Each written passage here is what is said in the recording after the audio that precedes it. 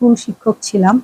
তো ওখান থেকে যখন আমি চাকরিটা ছেড়ে দেই, আমি একটু ডিপ্রেস হয়ে যাচ্ছিলাম যে যারা আসলে কাজ করে তাদের কিন্তু হঠাৎ করেই থেমে যাওয়া বা বসে থাকা কিন্তু ওরা মানতে পারে না। সেই মানতে না পারা থেকে আজকে আমি এখানে এসেছি।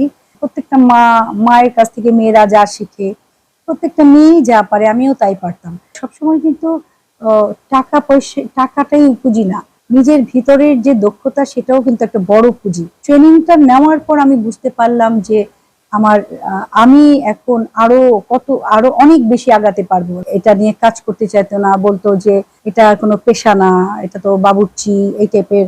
এখন গিয়ে তারাই আবার সেই কেক শেখার পিছনে দৌড়াচ্ছে, যে হলো আমার পাশে সর্বক্ষণ থাকে আমার মেয়ে। যখন আমি আন্ডারগ্র্যাড করতে থাকি তখনই আমি মার সাথে একদম ফুল টাইমও কাজ করা শুরু করি, এবং আমাদের যে বানিজ ক্রিয়েশন, বানিজ একাডেমি, সেই দুটোকেই আমরা শুধু বাংলাদেশের মধ্যে না, এর পরবর্তী প্ল্যান হচ্ছে ইনশাল্লাহ সবার দোয়া থাকলে আমরা এটা ইউএসএ তেও নিয়ে যাব। একটা শখ নিলাম, সেই শখ থেকে আমার আর পিছনে তাকাতে হয়নি। এরপরে আমার 5টা শখ হয়েছে আরো। আমাদের যে আশেপাশের মেয়েরা সাহায্য ছাড়া চলতে পারে না, কারো বিয়ে হয়নি, কারো হয়তো স্বামীর বাড়িতে জায়গা হয়নি, বাবা মার উপরেই পড়ে আছে, ওরা সাহায্য দিয়ে চলে, এই টাকাটা ওরা নিজেরা আর্ন করে নিতে পারে, আমি সেই সুযোগটাই করে দিতে চাই।